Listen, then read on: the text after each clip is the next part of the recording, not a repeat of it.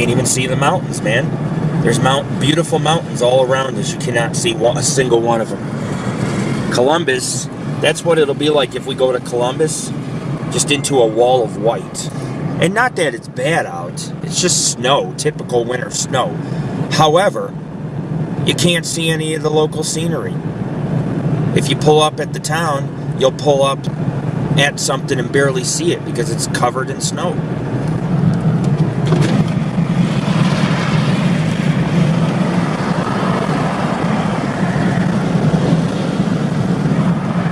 Yeah, that's bad. I don't see no mountains, nothing.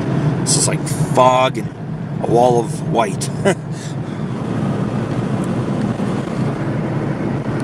Ladies and gentlemen, about 20 miles now from Tonopah. The weather's getting worse. It's the visibility is 0 to none almost. Past about 50 feet, 100 feet, you can't really see anything. Columbus is looking pretty dismal today, but there's always another day to brave the Wild West. And we'll see what happens, but like I say, it's looking quite dismal at this point. So, it's not a big deal. We did come back for Expedition 2 at Tonopah. We checked out a lot of sites we didn't see before, including we did the cemetery at night, the Clown Motel, some original miner cabins, which I thought were a pretty good investigation. And then we visited Coaldale Junction, or Old Station. There's numerous names for it, but it's where the 6 and the 95, which are wagon roads, meet. And there's a hotel, a restaurant, a cafe, a garage. Pretty extensive. A bar.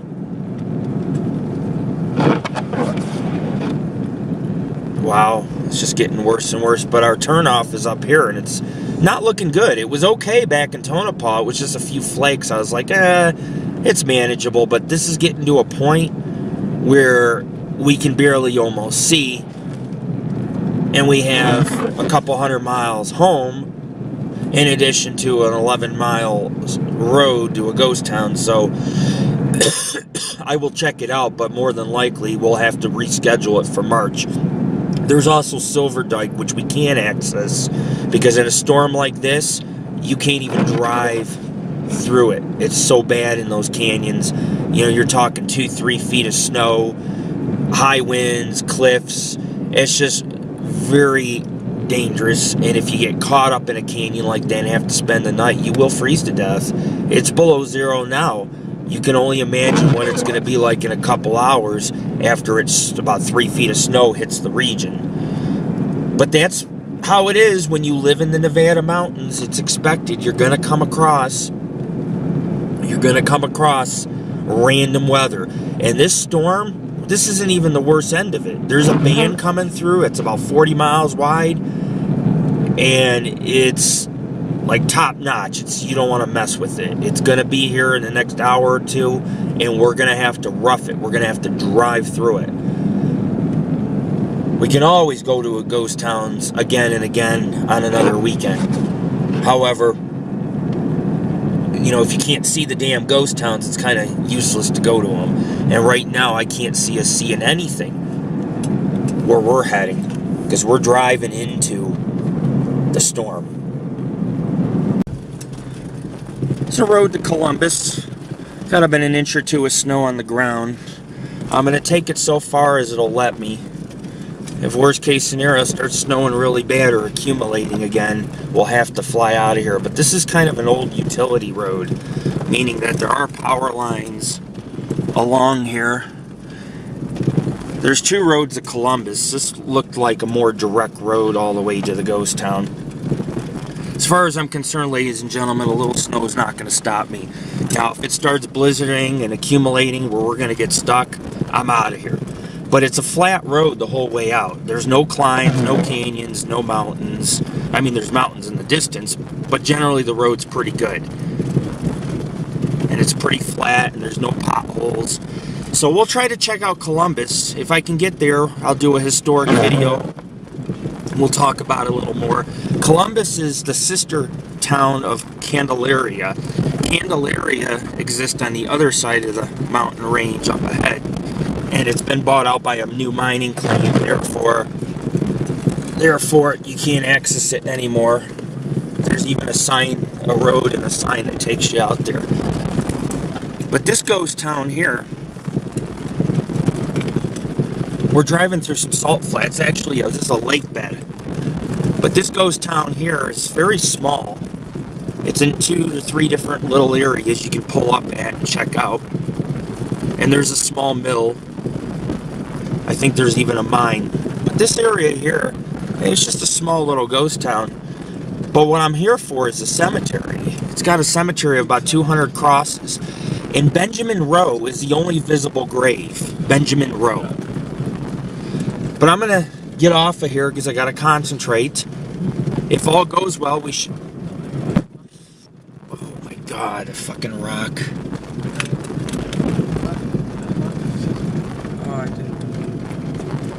If all goes well, we should be there in about 15 minutes. It's Lord Rick of the Paranormal Ghost Society.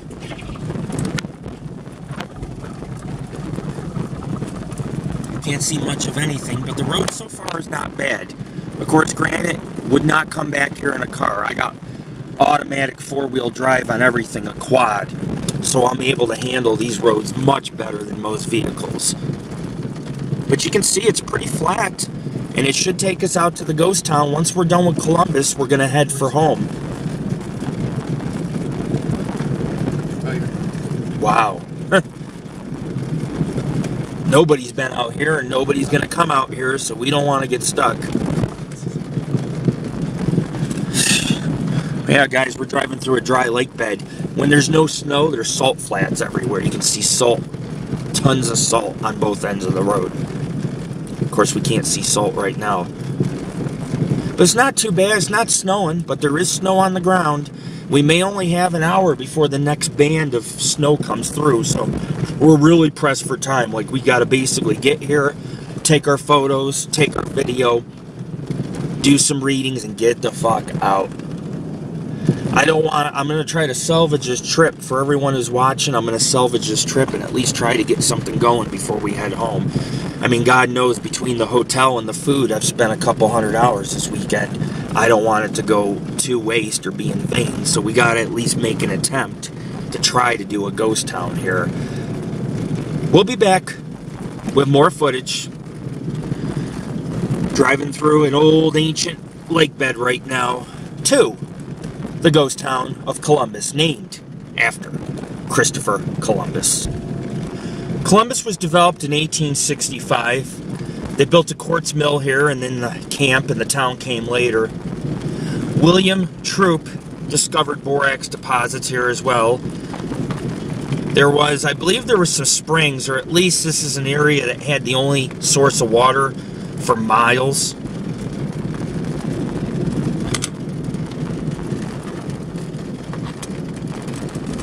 And then the people, there's a ghost town I was mentioned of Candelaria, which was recently bought out by a new mining claim, or a mining company. But the people of Candelaria would come over the mountains, which you can't see them, but they're straight ahead, just to get water from Columbus. And this is, you know, there was an ancient lake here. I mean, there was probably a lake up into the 1800s before it vanished, leaving the salt behind. By 1875, the population here was up to 1,000 people. It had a post office, many businesses. In 1881, the borax mining had stopped, the mill had closed. I do have a lot more information on the town, but that's just to give you an idea. So the town dates back to the 1860s, and yes, 1,000 people did live here, if not more. So it wasn't a huge town, but it was big enough.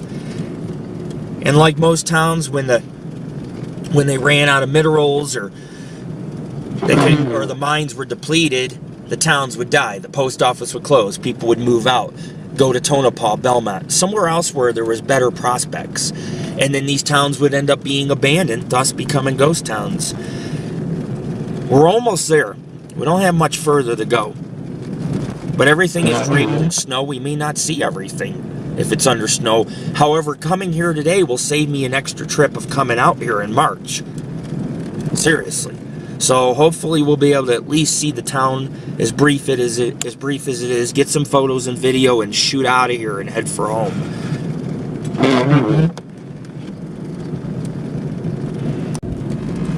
Look at that. That's a good sight to see, guys. Against all odds in the friggin' snowstorm. Woo! Starting to snow again, ladies and gentlemen. We just arrived, but it is starting to snow, so I'm not sure how long we're going to be able to spend here without running into getting stuck or other issues. There's not much remaining, a couple foundations and buildings. And what we're going to do is I'm going to park here. I'm just going to walk around. The cemetery's up the road.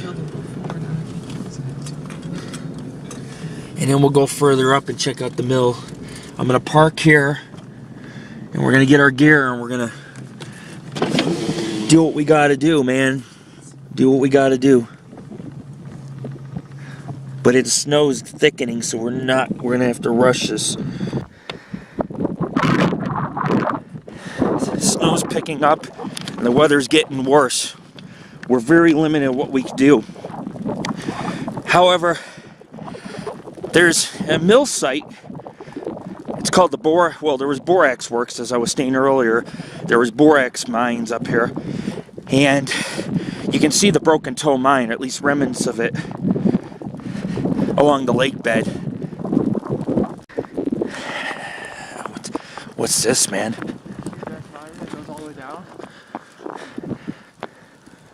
Holy shit, dude. This started off, I forgot to mention earlier that Columbus started off and was discovered in 1865 by silver miners just outside Candelaria, also known as Pick Handle Gulch, Metallic City. Columbus was part of the mining district called the Columbus District, and that included Candelaria, Sodaville, Belleville, and Metallic City, known as Pick Handle Gulch. And it became one of the most productive mining districts of southwestern Nevada. And eventually, when silver wasn't found here very rich, they decided that the riches would come from borax because there was a fresh supply. And by 1866, there was about 200 people, and the town had a school, a post office, an iron foundry, a newspaper. In the very same year it highly developed, many of the borax claims or mining companies pulled out and moved due to a decline. And by 1880s, the town was completely abandoned, and it never revitalized. Hey, come on in here, seek some shelter, right? Get some shelter.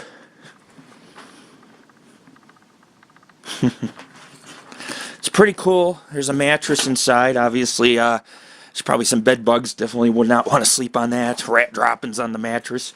But there's not that many structures here. Let me wipe this down. Hold on.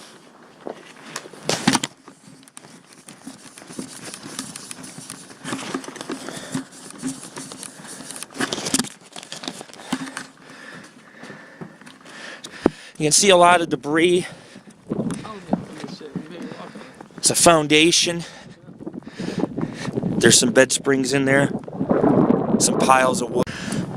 The borax was discovered in 1871 along the town site at the Salt Marsh. Therefore, they began to mine it and built the mill and formed the Big Toe Mine. William Troup had 4 borax companies working the marsh.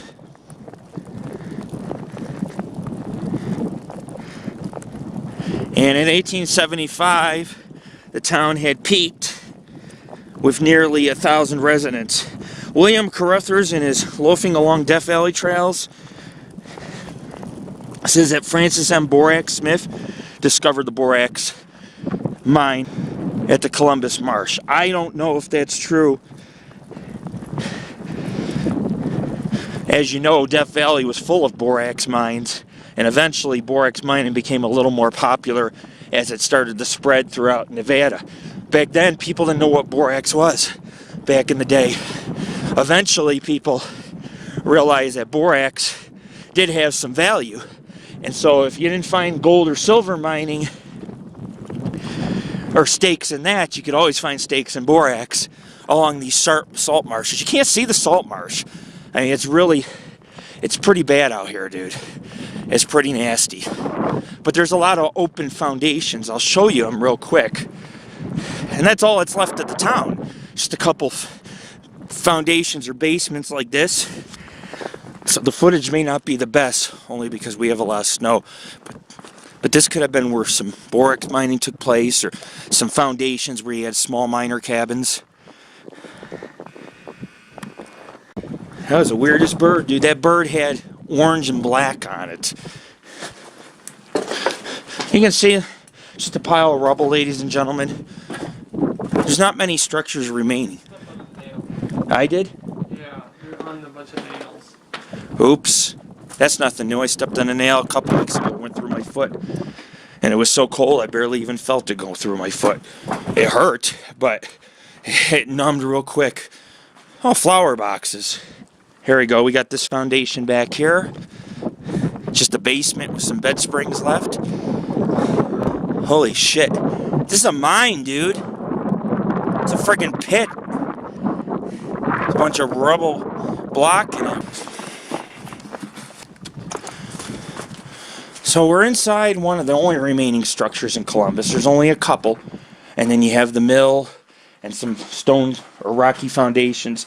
But this has a colorful past. In 1863, ore was discovered. But it was the Spanish in 1863 that came here and discovered it. And later, many European immigrants came here by 1865 and began mining operations. So technically, this area was discovered in 1863. It did have gold and silver, but not a lot. And there was salt deposits which left borax, which is an ingredient in the chlorination of silver ore. But this mining camp had water. And normally it's a scenic camp, but we can't even see the mountains. The mill that was brought up here was brought in pieces. Come on, let's go. Was brought up in pieces. And when I say pieces, they brought it via wagon here. Samuel Young's, along with his partner Holmes, erected the quartz mill, which no longer stands today. But back then it was a sight to see. It also says that the wagons transporting the mill in pieces were passing through an area where water was scarce. When they were caught in a flash flood, the mill was scattered into pieces, falling off the wagon, and they salvaged the pieces to erect a 4-stamp mill. So they still salvaged it. Yes, there are flash floods. When it rains hard. When it snows hard.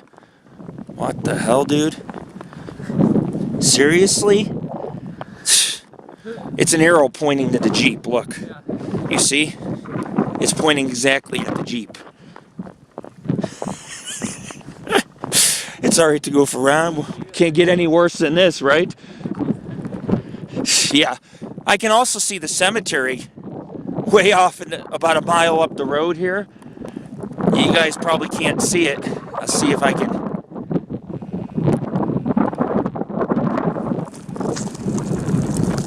There's the cemetery. Weather's just getting worse and worse.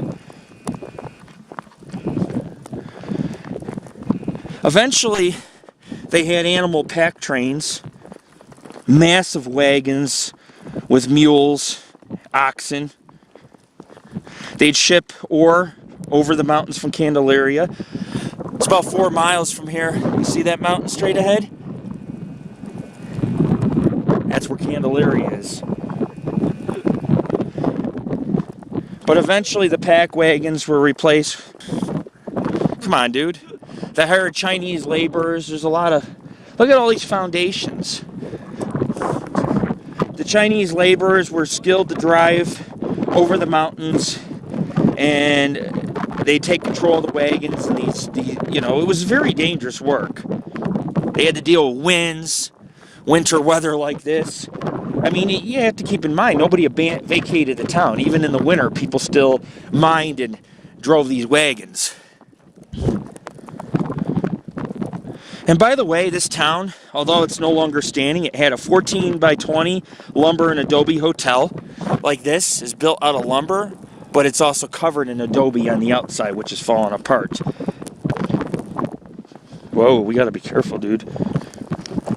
Also, the dust storms are very common here because we're sitting in a flat salt marsh, so it would get stirred up. There'd be a lot of dust and salt.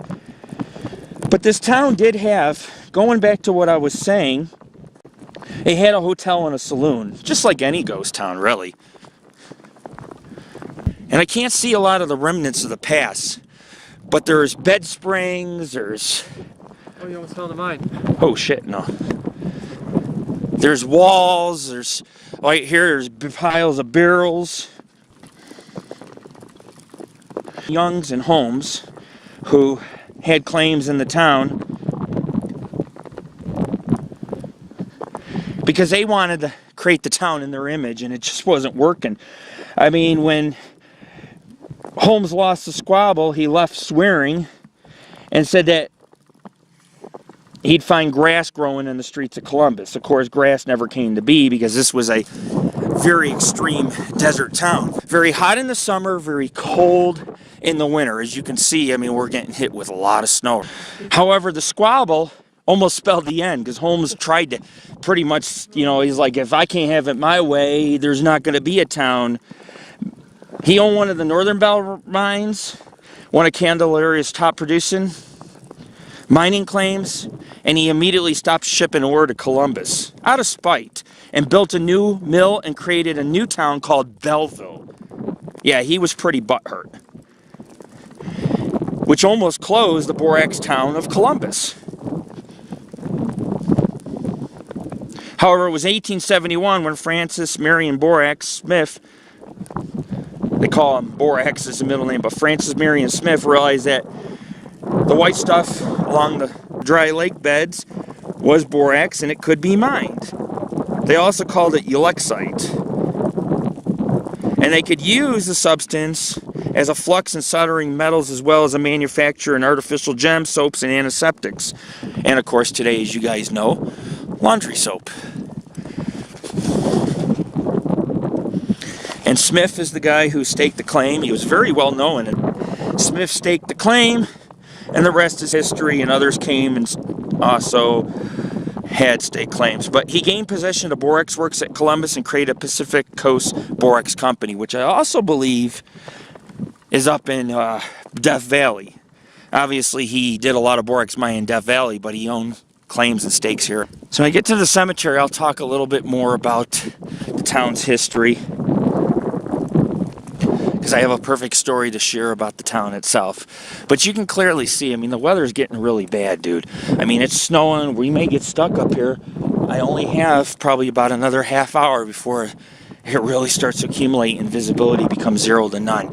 So what we're going to do, you see a road. There's a road off in the distance.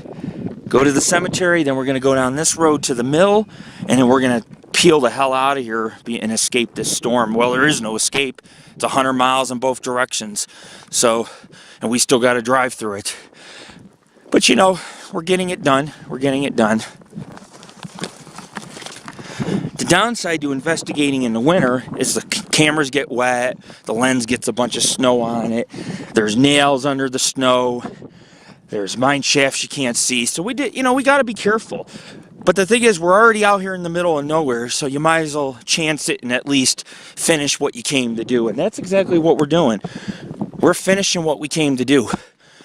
If I get 2 out of 3 places done out here with all this snow, it'll be a miracle, because I'm telling you right now, it's been rough. We can't even go to Silver Dyke. It's so bad up there right now. We had to call it off, but we can at least do Columbus. It's pretty flat out here. It's just very cold and snowy. Cemetery is about a mile. It's 200 graves. Only grave exposed or marked is a man named Benjamin Rowe. That is it. Serious. It's named after me. Well, I'm not Benjamin, but my last name's Rowe. If you look to your right, you'll see the cemetery up ahead. It's snowing. It's getting worse. There's nothing we can do. We're already out this way. We've already spent the money to come out this way. We have to make do. I can see the cemetery up ahead. It's not too bad. The problem is it's very cold and snowy, and we're exposed to the elements. After we finish the cemetery, our last stop will be the mine, or the mill and the mine. Now, I don't think we can go in the mine. Although they used to do gold and silver, it was borax mining, and borax mining was more like, hey, let's just dig in the ground and sift through the borax. There's the cemetery, see it?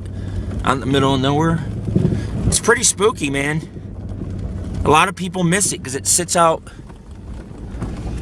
in the middle of the desert, but it's just a bunch of wood crosses, and I don't know who would want to be buried out here. It's kind of hard for people's loved ones to visit, but you can see it right here. That's the cemetery.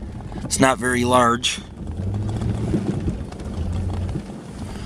See that, folks?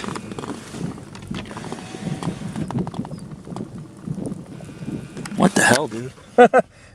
Freaking snowflakes. There's a story that a New Year's Eve dance had taken place in 1873. I mean, this town had some lawlessness, like any ghost town, but there were two women in town, and one of them was a Chilean guitarist, was playing for the orchestra. Yes, the town had an orchestra. And Victor Menega wanted her to dance with him, and she said no. He grabbed her guitar, smashed it, and a resident, Antonio Rivera, came to her defense, and the guy stabbed a resident.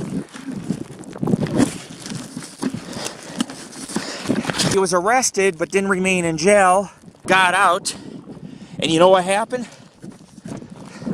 You can guess what happened. The town lynched him. It was a bunch of drunk guys. They took him out in the desert, walked to the butcher shop, lynched him, and since they had no trees, they used a windlass to hang him from.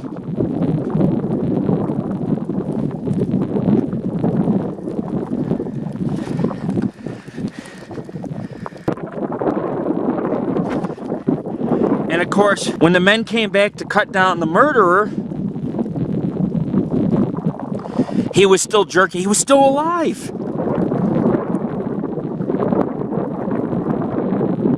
And then eventually, the coroner committed him as dead, or the coroner, there was a bunch of people who checked the body and he was no longer moving. They threw a party to celebrate.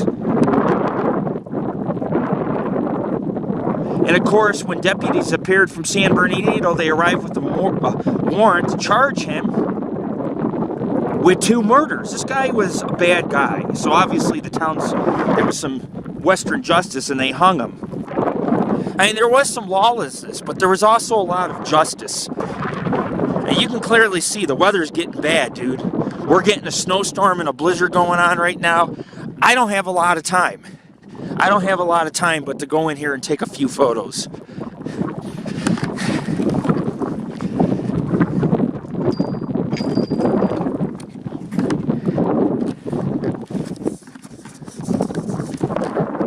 When I first entered the town, it wasn't snowing. And I was like, oh, we can get this done. But now the snow is a hindrance. It's all on my lens when I'm filming. It's just very difficult to film out here. But this town had its fair share of issues. Most towns did. Most towns had robberies and outlaws and rapes and murders and lynchings. I mean, that was the Wild West. The townsfolk handled justice. You didn't need a sheriff. If you raped a woman or you molested a woman or you were caught robbing a bank, you know, if you were guilty plain as day, you were basically lynched. Quick justice, no prisons, extensive taxes and court trials to cover this person's meals while they sit in prison for 10 years. It was what it was.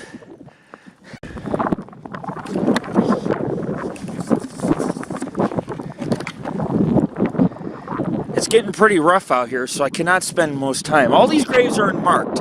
The only grave that's marked is Benjamin Rowe. We don't even know what year Benjamin died. But this area, the cemetery was not erected till after 1865, but the Spanish discovered this area in 1863. So it's an old area. And probably some of the Spanish men died while trying to mine out here. I mean, you could see how harsh it is right now.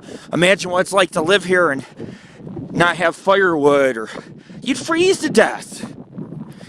This is the frontier. It's the Wild West. One of the greatest ghost towns in this area, just over that hill of Candelaria. We won't be able to access it, plus it's private property now. Oh, man. but I'm doing the best I can. As a paranormal investigator, we always try to give it our all. You know, we don't give up unless it's impossible. Nothing's really impossible. Even if it's snowing, we can still do the town. Sure, it's too foggy and snowy to see the mountains. I love getting scenic photos and wildlife, but you know, we still did the town, we still visit, we came, we saw, and we investigated.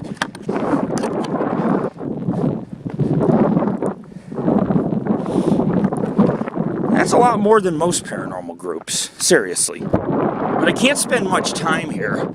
There's some crosses that are broke because the weather's just getting worse and worse, and we're miles and miles down this dirt road, and it's getting buried under snow while I'm sitting here filming. So it's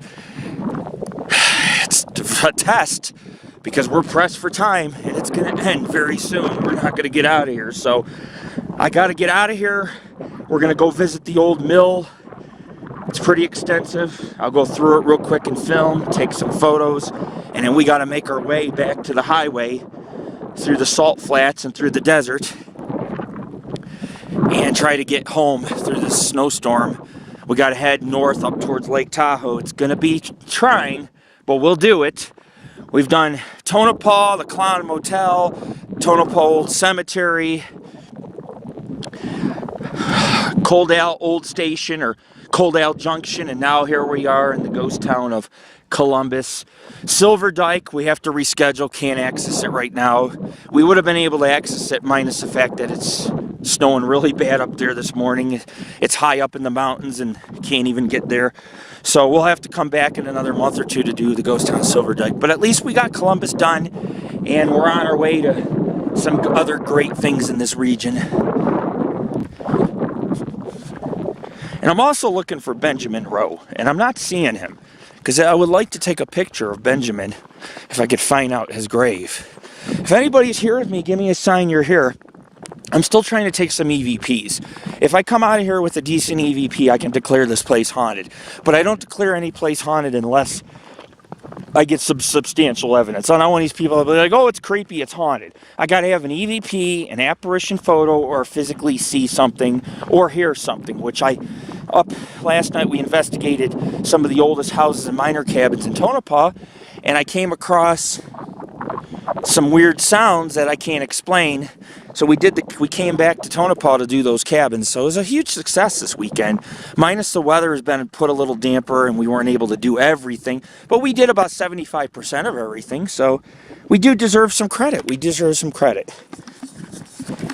We're such a hard-working group, and we hope people can appreciate this. It looks better covered in snow, but it's cold as hell out here. Can't find Benjamin's grave, so we'll move on.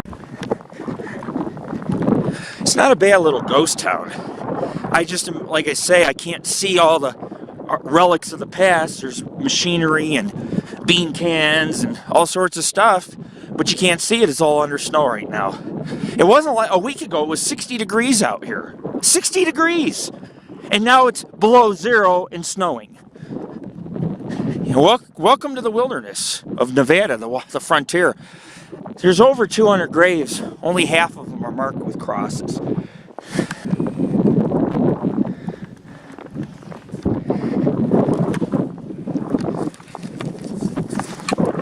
Of course, the cemetery entrance has 2 crosses on the outside. And then you have the gate and a wreath made out of barbed wire or some wiring. It's made to look like a wreath. It is what it is. It wasn't a luxurious place. And there's a lot of unmarked burials, and they're all unknowns. These were miners. Nobody knows their names or who they are. And it could be a haunted place. We'll have to see what our evidence reveals. Alright, folks. I'm going to head on to the mill. It's about 2 miles up the road. We'll go check out the mill ruins, and then I got to skedaddle. I got to get out of here. Things are getting pretty bad out here.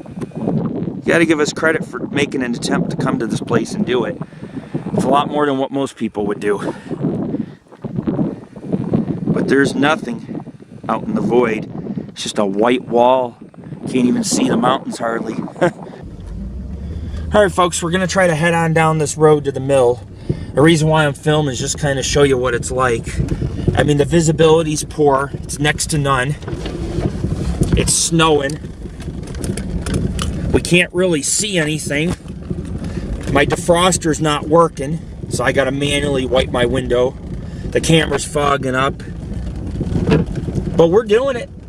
We're gonna hit, the last place is the mill, and we're gonna hit it, and then there's a back road. If we continue, it'll come right out on the highway. It's kind of a shortcut. It's still a few miles, you know, good 5-6 miles, but if we keep on this road, we can come out on the 95. And basically what we did is we just looped around the Candelaria area. But it's getting really bad. Lucky for us, the roads are good, but the snow it's snowed an inch since we've been here. So you can imagine another half hour, another inch. I mean, we can't really stay here much longer. Our tracks are almost covered. I'm gonna go ahead and stop here and get a quick pick. And then we're gonna head to the mill. It's getting pretty nasty. Old man winter's creeping on up. We're in Columbus. So we'll go to the mill. So far the road's good. You can tell nobody's been out here. We're making fresh tracks.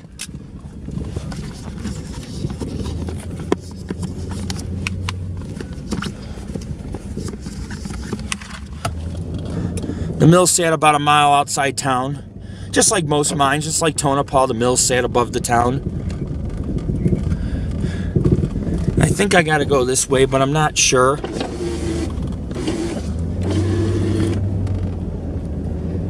There's a bunch of roads that go in different directions.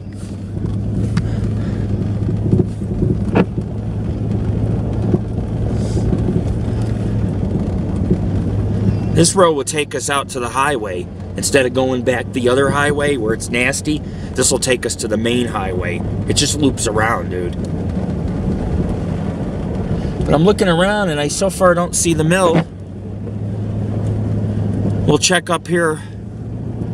If not, we'll look around some more, but it's a winter wonderland. It's still doable. It's a 3-lane road, and it's in good shape. It's just, you know, there's some snow out here. And I think the most irritating thing about the snow is the fact that my lens gets fogged up and snow on it, and I gotta constantly wipe it when I'm filming.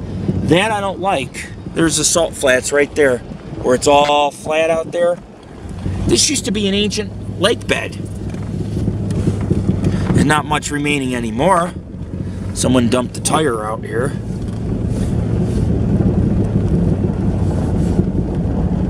And the ghost town of Candelaria is up over those mountains right there. And that's a decent ghost town. But new mining claims are probably destroying it. Unfortunately, it's what happens. Oh, I see the mill up ahead. Yeah, there's a building up ahead. That's huge, dude. Yeah. So we're gonna approach the mill. We're almost at it. It's part of the town, so we need to do it. We can't skip an opportunity like this. The mill is probably the best part of Columbus. It's not the little wood cabins. It's the monolithic mill that's found up here. You're not going to meet too many explorers like me who do this kind of thing. There's very few people who are willing to take a chance like this. They're afraid they might get stuck, freeze to death. But I know my limits, and I know what I'm capable of doing. And I can assure you we're all very safe. It's cold, but we're all very safe. And we're making our way through the ghost town of Columbus. Now, we've done a good job. We've checked out the miner cabins, the foundations, the cemetery. The last leg of the investigation is the mill coming up. And this is a big mill, folks. So it's not a small little mill. It's definitely worth checking out. Look at that, guys. Big ass mill. You guys can come inside this, you know. It's out of the snow. You guys can walk around inside. I wouldn't stay here. Of course, it looks like there's a vehicle out here, dude, so I don't know if I want to stop. If there's somebody up here, I'm not messing with it. I'm not in the mood to deal with some backwoods person sleeping in this place. As a matter of fact, dude, that looks like they've reopened the mill and they're friggin' using it. Look at that. There's like construction trucks and everything. We'll have to see, dude. There's a mill to the left and a mill to the right. One of them's the old mill. One of them, maybe this one's a newer mill and they just kind of renovated it.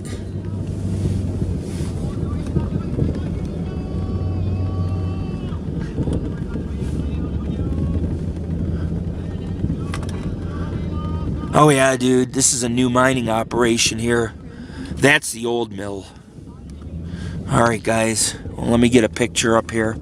Looks like you're getting it. They are. That's not it. That's it, I think.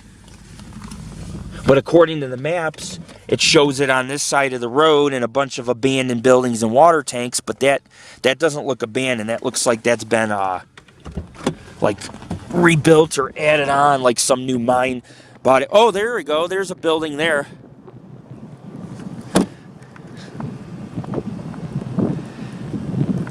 That must be the old mill back in here. And this is a newer mill. Probably a new mining operation. Probably, I'm willing to bet that they do borax mining up here. If you notice there's nothing growing here, do you know why? This is the salt flat straight out. And I can hear machinery running, so there's obviously, this is an operable mill. We're not going to trespass, or we don't need to. It's not historic. It is older, but it's not historic. Okay, there's a building here, and there's a building around the corner. We'll try to hit both. What I'll do is we'll do this one, and then we'll turn around and we'll do the other one. I'll park and we'll do the other one. Wow, this is crazy, dude. You guys coming? What's the deal?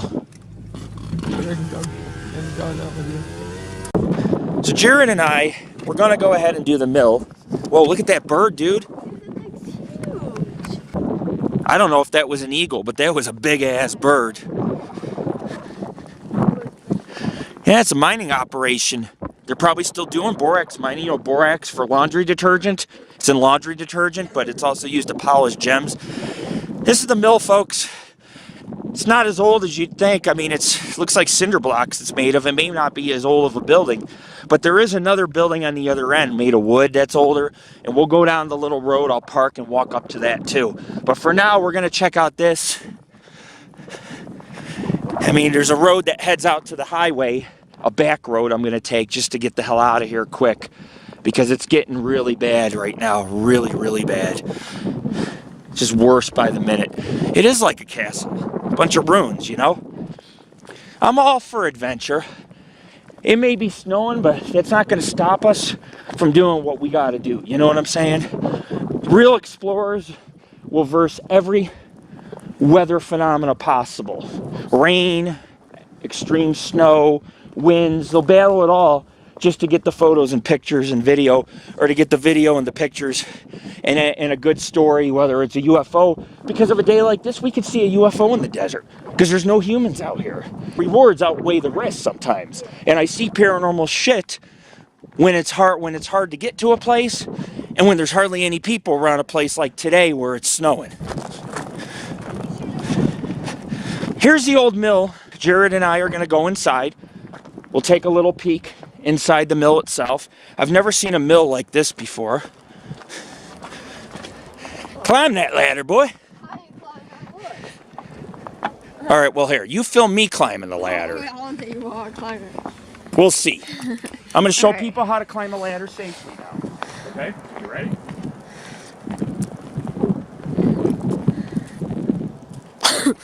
Holy shit. It's coming off. Dude, the nail's coming out. Holy shit.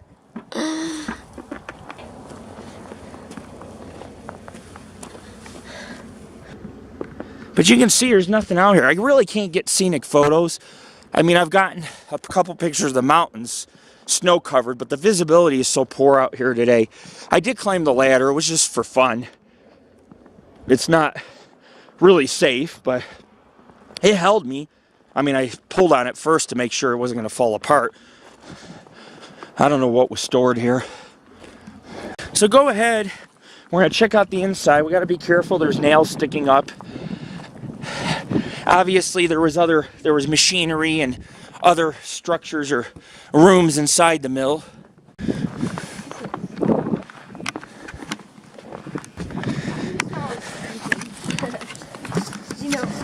You'll go anywhere and do anything. Yeah.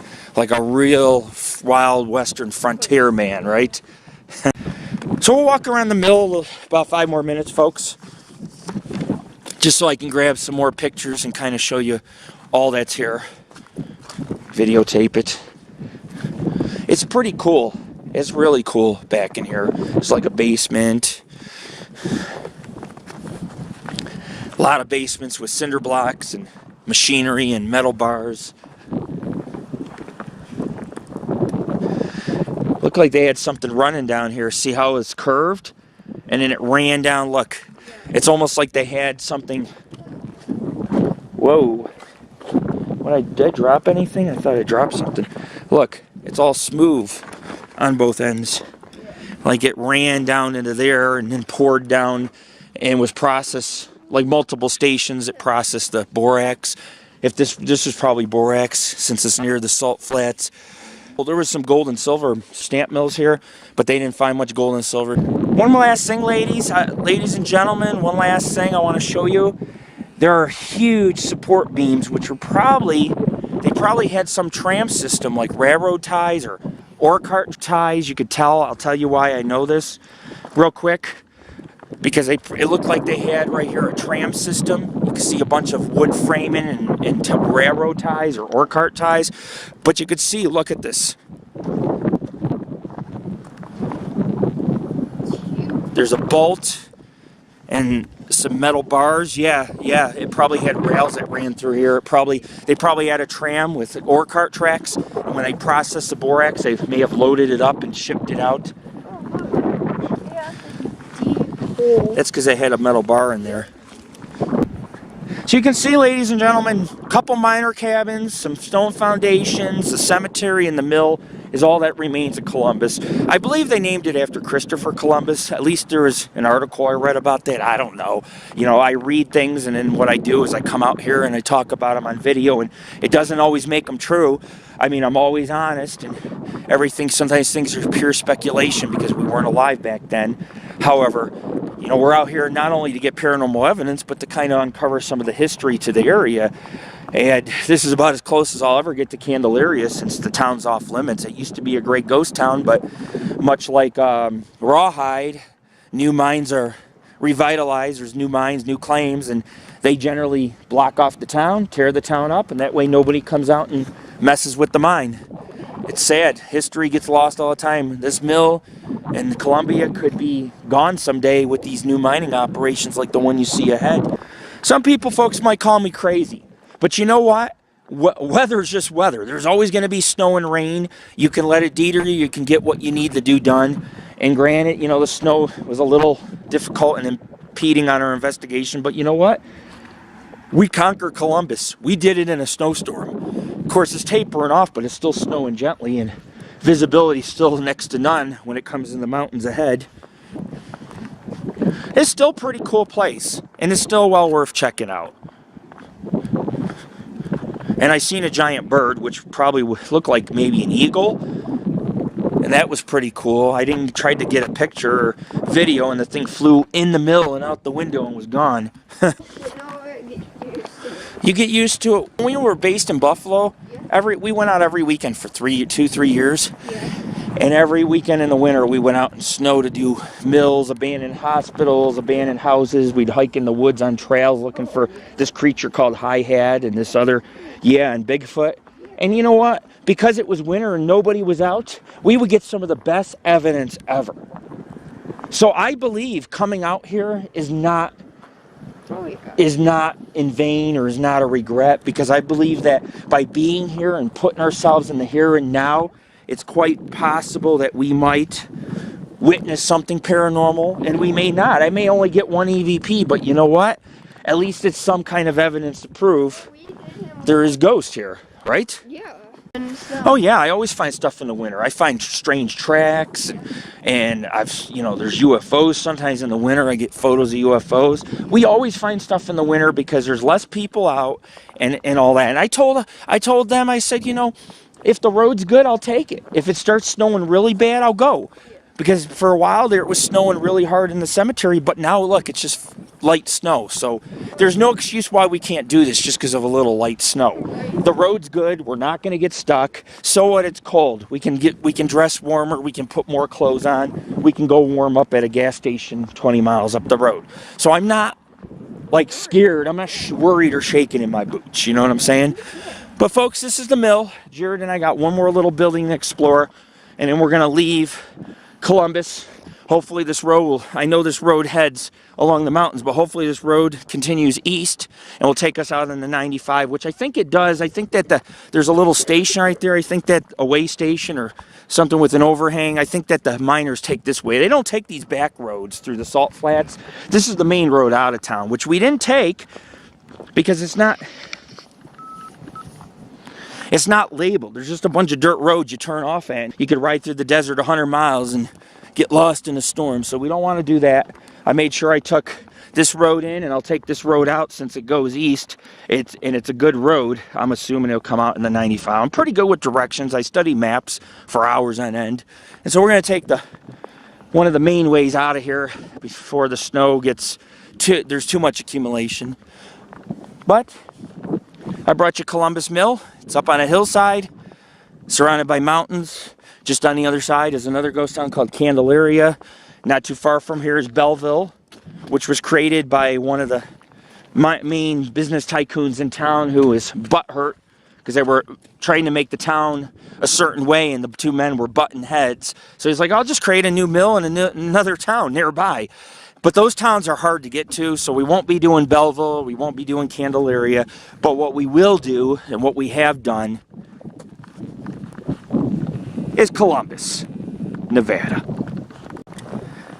We're heading to another section of the mill. This looks like an older section of the mill. The one with cinder blocks was newer. It may have been a project when the town revitalized. However, this is original. This is built into the hill and looks like there might be some chutes. There's definitely an old wood structure. We're gonna hike through the desert up on the hill. I'm always up for adventure because I know when I adventure, I see things, folks, that other people will never get to see. And in the snow, it's pretty to hike in the snow. I don't know why people have such an issue hiking in the snow. In the winter is a pretty time to hike. There's no avalanche risk. We're not going to freeze to death. I have a good vehicle. The roads are fairly decent. It's okay to come out here and adventure in the snow. But wear layers of clothes. Those are my tips. Wear some layers of clothes and become prepared. Food, firewood, just in case. And you'll be just fine. All right, folks, we're approaching this. The snow's coming down hard and thick. So we're only going to spend a few minutes here. We've been at the town for a couple hours. But whoa, I'm sinking. We've only been here a couple hours, but I'll tell you what, I've tried to see as much as I could. I don't know what else exists in the expanse in the desert. If you look where they're straight out, there's nothing. That's the salt flats. Too bad we can't see the salt flats. During the day when there's no snow, it looks like snow. It's just a layer of salt across the desert floor. But we're gonna go ahead and at least, real quick, take a few photos of this mill site. This is probably the original mill. Well, a couple mills were lost in ruins. Yeah, they had fires and the elements, but you could tell this is much older than. This is much older than the last building we were in. I don't know. That might be the bill because there's rubber right there. Yeah. Cool. So, yeah. It is pretty up here. It's another ghost town nearby, but it's kind of off limits and gated because a mine bought it. So you can't even really go to it. You could probably park at the gate and hike a couple miles in, but even still, dude, it's just, there's nothing there. They're tearing it up. Candelaria. Here's a foundation right here. Look at this. Yeah, we're standing on a huge foundation. This was a building right here.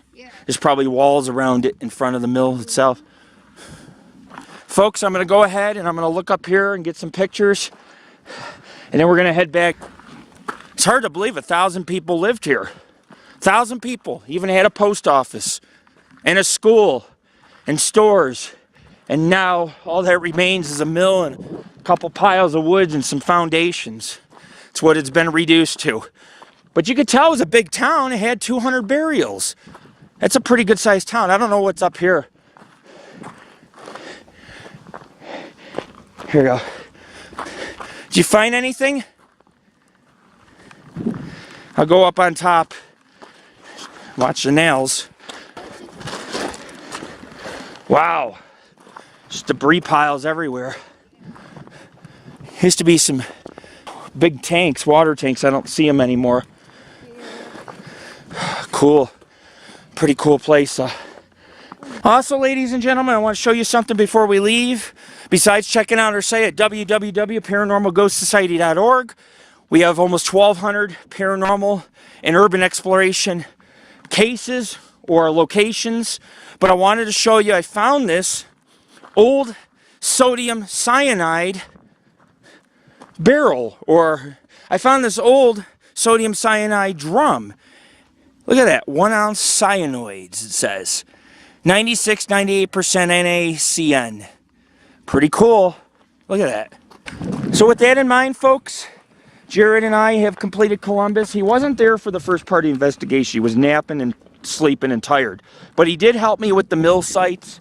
So the cemetery is complete, the town site is complete, and the mill is complete. So we're going to head out of Columbus. The winter storm, the next band's coming in. It's over 50 miles wide. It's going to bring whiteouts, heavy snow. And I got to try to drive north as the band's hitting us from the west. And hopefully we'll be okay. I mean, I'm sliding all over the road. There's tractor trailers coming the other way. It's very dangerous. But all weekend long, the last 2 weeks, both weekends on Ghost Town expeditions, we've hit a lot of winter weather, a lot of snow. And we just have to play our cards right. I'm not going to let the winter stop me. I know there's paranormal groups who are like, we're on break for the winter. But why? The ghosts haunt places in the winter as much as they do summer. So why not go in the winter? You have a better chance of seeing a UFO or an alien or a creature this time of year where there's less folks out adventuring at a place like this than you would, per se, if you came in the summer when people are camping at the base of the mill. Just trying to throw in something there, you know? Just trying to throw in something that people really got to sometimes battle the extreme and make sacrifices in order to get to the good stuff, which is the paranormal. And that's why we get so much paranormal, because we put ourselves in these situations. And my son and his friend think I'm crazy, but it's crazy that's going to get you Bigfoot. It's crazy that's going to it's crazy that's going to get you an alien encounter, or to get, beyond a shadow of doubt, paranormal evidence in relation to ghosts and other entities that may exist, and prove that the afterlife is truly real. This is Lord Rick. It's time to make the 200-mile drive back home through rural northern Nevada. We're out of here. Next time we come up here, we'll do the ghost town of Silver Dyke, which is about 20 miles around those mountains, high up in a canyon, with a mine that's so extensive, the mine will blow your minds, basically. It's that big and extensive. There's even poisonous bottles, or bottles of poison, and workshops. Is really cool, but it's not feasible to do it. We could do this because it's flat, and these are salt flats, but the moment you start going to 8,000 to 9,000 feet, you're asking to either get stuck or have to spend the night there inside a mine, which would be cool for the ghosts, but I'd probably come out, my Jeep would be buried, and I'd have to be shoveling. It's supposed to snow tomorrow too, and so we don't want to take those risks, but there are some risks that we can take that, beyond a shadow of a doubt, I know we can pull off, and we did it. We pulled off Columbus. But the snow's coming down, it's getting worse, and I was right, the next band's coming through. It is time for us to peel out of here. This is Lord Rick, your founder, author, producer, and paranormal investigator of the Paranormal Ghost Society, and talk show host of Angel of Thy Night Radio. I want to say peace, man. Peace. We're leaving, everybody. Just want to thank you for watching our videos, your support, your donations, because these trips cost me hundreds of dollars to do them, but it's well worth doing them when you can get good evidence or see something of the paranormal, or do hard-earned, credible research, which is almost non-existent nowadays. But you can clearly see there's nothing out here. These are salt flats and desert and some pretty high peaks off in the distance. And up in these peaks is other mining camps and ghost towns. There's Belleville, there's Candelaria, there's other towns near here. But this road's pretty good for a mining road. There's no big rocks, it's smooth, it's flat. Sure, it's got some snow, but I got a Jeep and I got quad. So we're good, man. We're out of here and we're heading for home. Columbus is done. I feel like I'm one up on something. I got 2 out of 3 locations. We finished up our second investigation in Tonopah. We investigated the old mining camp and old mining cabins. We spent a night at the Clown Motel. I did a night investigation at the old cemetery and checked out the Clown Motel a little, which is a pretty famous, spooky roadside attraction, supposedly haunted. And we checked out Coaldale, the old Coaldale Junction. They call it Coaldale Junction or Old Station, which used to be a stage stop in a semi-ghost town. And today had a restaurant it boasted, a hotel, a saloon, some other outbuildings, a garage, and a cafe. You know, it looks like we're heading out of here just in time because the storm's intensifying. We must be getting that other band. This is the same band that was over the Sierras a couple hours ago. It doesn't take long. We're not far from Bodie in the Sierra Nevada mountain range, which is near Bodie. And I'll tell you what, those storms come in over the Sierras and they hit these vast Nevadan expanses like the one we're in now. It's just a vast expanse. And so it has no choice but to drop snow.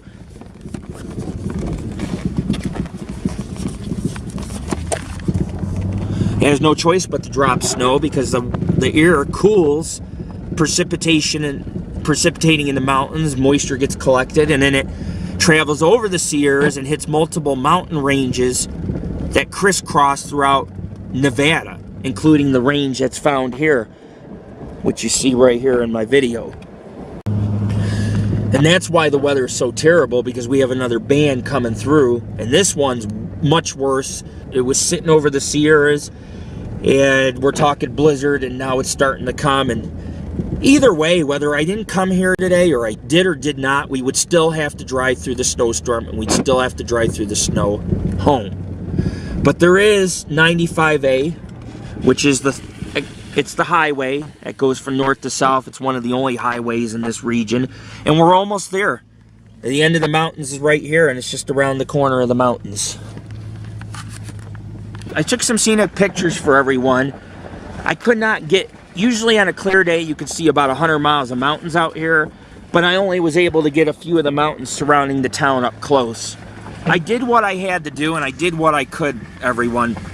And I really wish I could have got more scenic pictures today in wildlife. But it is what it is. It's snowing, it's winter, you're not going to avoid it, you can't change it.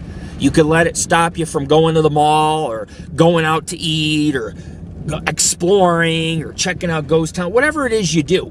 You could let it stop you, or you could just face it and be like, you know what, I don't give a fuck, let's do this. And so I don't know about you, but when I get to the main road, I'm going to smoke me a joint. I'm going to get myself some snacks to put up front. I got lots of good snacks, bananas and fruit and some chocolate. And we're going to ride home with a big shit-eating grin on our face that we conquered Columbus on a winter storm day. It's quite an achievement to do this place in the winter. And to get out of here safely and not get stuck. Hell yeah. Hell yeah. Yesterday we almost got stuck and I got us out of there. We were off-roading for about an hour in Tonopah down some snowy mining roads with huge potholes and could have tipped any time. I kept it on all 4 wheels. Sometimes I only get it on 1 or 2 wheels. I've driven a vehicle on 1 wheel. I have. One time jumped my car over a friggin' like a 5-foot, 6-foot, a little cliff. I went right off and landed on the wheels like Dukes of Hazzard, man. This is about 5 years ago in my car. And then about a few months later, the axle broke. I wonder why. We're leaving the mountains. You can see up ahead, there's more mountains. There's mountains everywhere. This is Nevada. Some of these peaks have woods on top of them, believe it or not. And there are Nevadan Sasquatch or giants or wild men, if you call them whatever you want, but they do live up in the higher mountains in Nevada in these cave systems that haven't been discovered, or lava tubes. But I think the main road's up ahead. I can tell it's up ahead just because it opens up, the expanse opens up on both sides. And this road's much better than the road I took in. Basically, all I did was headed north on a road, and then I started to veer east, and it curved around, and it runs eastward right into 95A, which is by Coaldale Junction. And Colesdale Junction is where it was a stage route. You had a junction between the two wagon roads. The one junction led to Tonopah. The other junction led to other places like Mina, Nevada. Big mining towns in Sodaville. We've been to a lot of these ghost towns, and hopefully in the future, with all these ghost towns we're doing, I can hot link them. There's the highway right there. Look, see the truck? Yeah! Yeah! Sorry. But I'm good like that. And there's another abandoned building I'm going to go check out real quick. See it? Why not, right? The highway's right here. We're explorers. Not only explorers of history, but explorers of unknown. And we dare to tread where the angels do not. It's your founder, Lord Rick, heading out of Columbus, Nevada.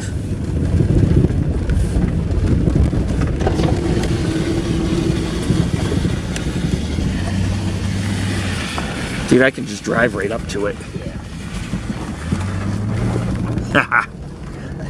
Yeah. Woohoo! How's that, man? Looks that way. Go check it out real quick. No harm, no foul. The highway's right here. We did it, man. We did it.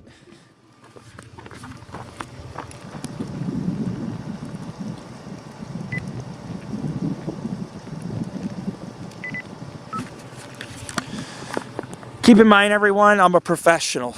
I would not recommend anyone doing this unless you know how to drive in the snow, come prepared, have a proper vehicle. But I'm a professional. You do not try this at home. You do not try this out of home unless you're an explorer with a little outdoor survival experience. Of course, I don't need much outdoor survival here. It's not like I'm hiking for miles. But I have in storms like this in the winter, and you have to be prepared for anything. And we found this just outside the mill of Columbus, so I decided while I was filming and seeing it in the desert to take the road and at least try to explore it or look inside, see what it is. Looks like a mine in front of a miner's shack.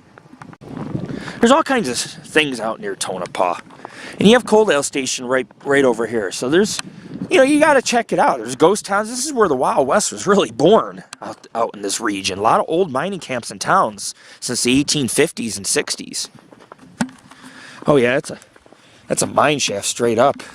There's a ladder going down. I don't think that's a borax mine. It just goes down into the earth. It's not even in a mountain. It's just a pit all the way down. It probably opens up. But I always try to take EVPs. I'm not always looking for ghosts. But you know what? At these places, you got to take some readings. You got to prove that these places could be haunted. So you got to do a little work at them. You don't have to do much, but you got to do a little work. You can't expect the paranormal, you just got to let it happen. But you still got to go out there and you got to at least make an effort to take the readings and do what's necessary. But it's a nice little gem I found on my way out of the town of Columbus. So now my day is complete. I wish I would have got Silver Dyke done.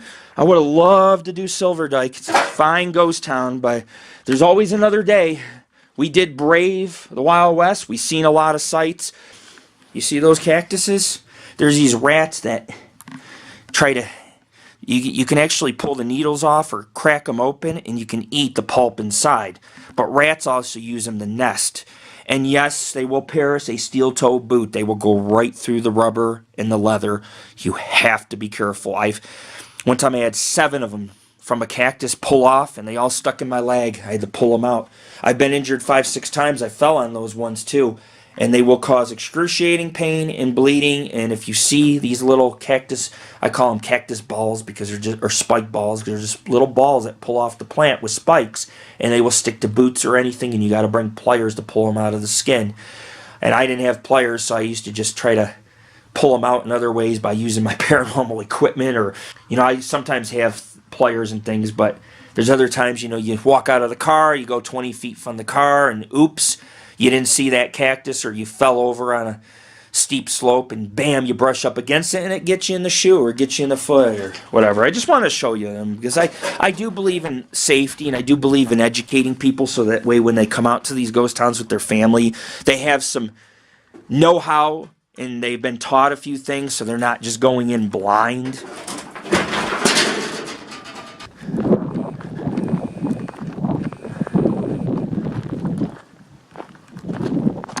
There's not much here, but like I say, I'll take it as it comes. I might arrive here and get an EVP of an entity. You just don't know. You gotta at least try. You cannot give up. People who give up are just, you know, it's like lame. You already give up before you even try or start. I mean, I'm right here by the highway, dude. I took another road, started head east where the highway was, and I see vehicles on it. So I'm like, well, at least we're not going to spend the night here. And you can see, like, there's a hole here and a pile of debris. It's obvious some mining was going on. They were looking for something, and there's, look, some bed springs. So somebody camped here, or somebody lived on site. You can tell. I mean, those are bed springs straight up. It's the Wild West for you. Last thing we're going to check out is the mine. No, I'm not going to go in it. I try not to climb anywhere I can't get out of, because if the ladder breaks, I'm screwed. I do climb ladders on occasion and in mines and such. This is a single entrance and there's one way out. Probably not. But we can still take a look. See how far it goes down. Here, I'm going to go through the barbed wire. Again, you do not want to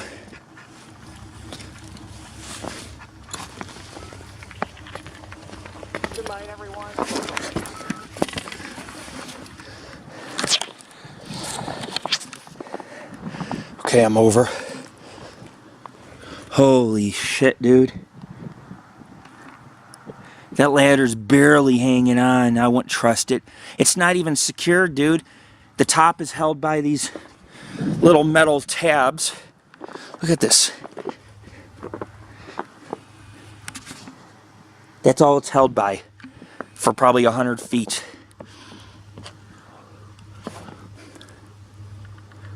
I can see the bottom. Good 50 feet down.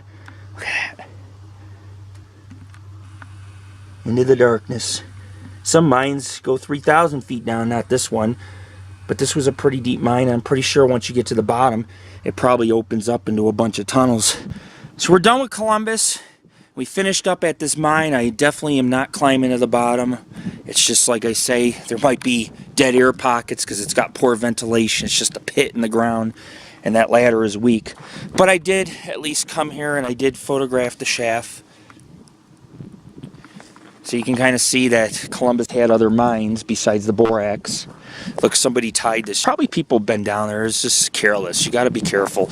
You don't want to get careless when it comes to these places.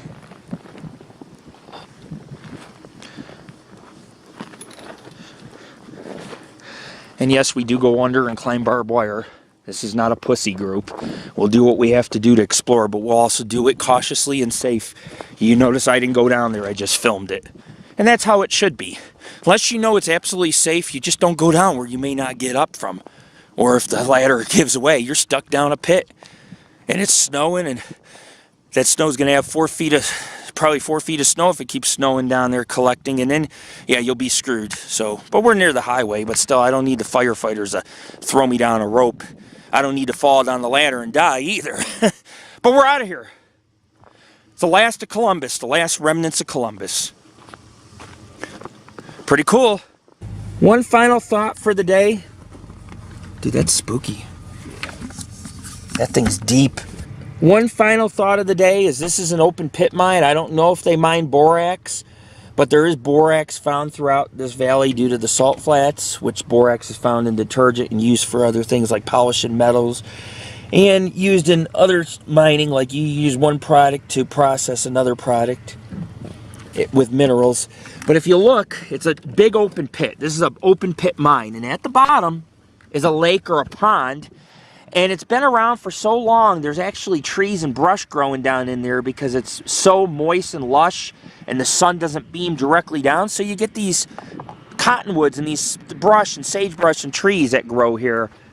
Not so much in the expanse because of the salt, but down here, deep down, yeah, plant life does grow. There's a plaque entering town. I took the back way in. I knew there was a road here. I just didn't know where it's at. Everything's kind of not labeled. But if I would have drove past and actually seen the plaque, I'd have been like, hey. But I actually took this other, more rugged road. It wasn't too bad, but it was a little rugged. It says Columbus. The remnants of Columbus are located on the edge of the Columbus Salt Marsh. 5 miles southwest. The town was initially settled in 1865 when a quartz mill was erected. This was a favorable location for the mill because it was the only spot for several miles around where water was in a sufficient quantity for the operation, and of course to provide the town folks with the means to have water to sustain themselves. The full importance of Columbus was not recognized until 1871. William Troup discovered borax in the locality. Of course, there's a lot of myths that the founder, the man who put all these claims in Death Valley for all these borax companies and borax claims was the one who founded borax here. But this plaque says William Troup. Other sites say, not, stop right there. But William Troup had discovered it, and shortly after, 4 borax companies were actively engaged in working the deposits of the marsh. Columbus probably enjoyed its most prosperous time in 1875 when the population was around 1,000. Everything I'm saying is on this plaque earlier that I said. That year, the town had many kinds of businesses, including a post office, newspaper called the Borax Miner.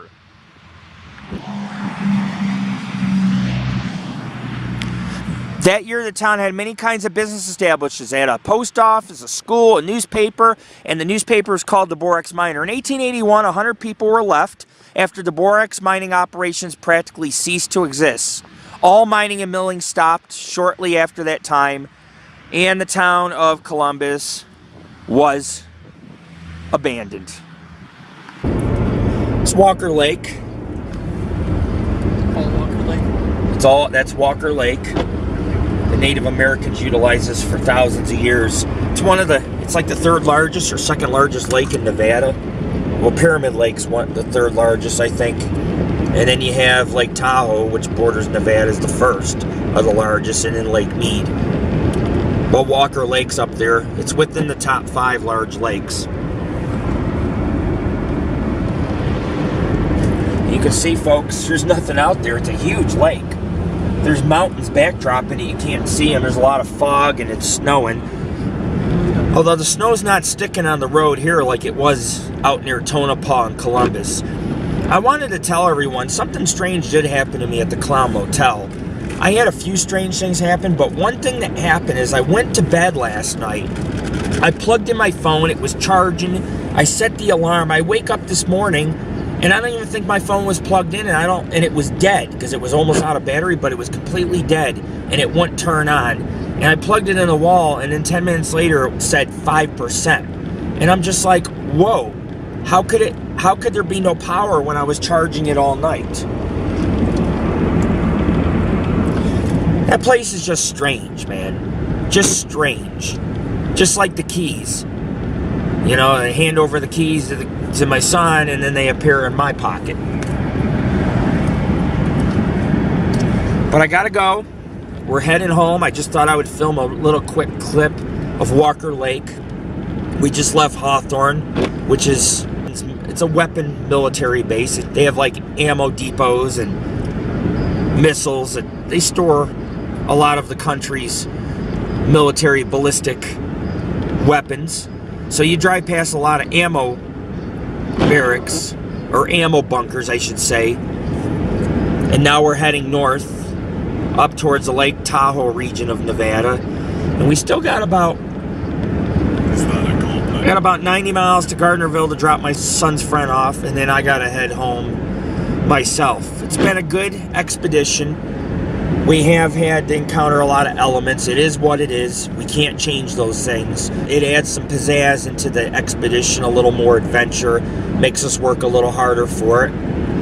But in the end, it's pretty cool to see Walker Lake under the snow and fog, and these snow-capped peaks or snow-covered mountains here, and to be able to see the ghost town all covered in this white powder. It's all good, man. It's all good, but we're heading home. Make sure you check out our website for thousands of photos, videos, paranormal evidence, and history pieces, as well as many cases into the unknown and preservation projects. This is Lord Rick.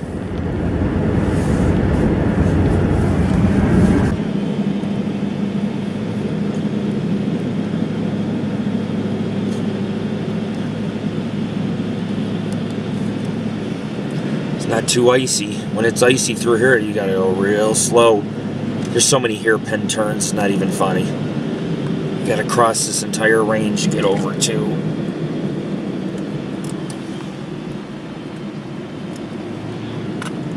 To get on over to the Carson Valley area. Topaz, Carson Valley area.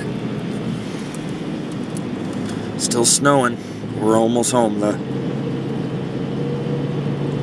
Just gotta verse a few more mountains and hairpin turns.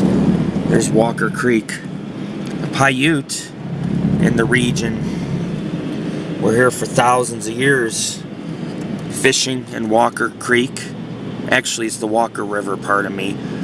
But it does eventually taper out to a creek. But the Paiutes utilize the Walker River to their left, along with Walker Lake, which I filmed earlier. That's why I'm filming now, just to kind of show you the river, which also connects to that lake. Very pretty rock formations. There's a couple ghost towns back in here we've done in the past. I love it back in here, but I've never seen it covered under snow before, so it's pretty cool to just bust out the camera and take a few pics. Or that noise coming from the trunk. Never mind that noise coming from the trunk. He just said that. Now he's saying it again. He really wants us to know that there's a noise coming from the trunk. He does. He wants us to know that somebody's in the trunk, banging away. No, we don't have a trunk. He asked if somebody's following me too. He's like, Every time he's like, don't forget to pick up those hitchhikers. Don't, yeah. And he's like, "Rah." Yeah. I chose the creepy guy, and this guy's like says all kinds of weird random stuff on here on the GPS. All right, folks, you get the idea. A bazillion mountains, a lot of snow, and basically nothing out here. This person's probably fishing. That's a fishing area. If you want to go ice fishing. Here's the West Fork of the Walker River. The ghost town of Wilson is right around the corner. And then there's Ludwig and Hudson back around the mountain as well. And I've been to them all last year ago. Cannot wait to get home and have a hot meal and warm up my wet feet. It's been a hell of a weekend. Jesus. I thought I seen it all. Now I've seen everything. Man's jogging in the snow. Short sleeve, low cut socks and shoes and shorts. And he's prancing in the snow like a friggin' reindeer. What a way to end the day from ghost towning. And I thought I was crazy. That's crazy.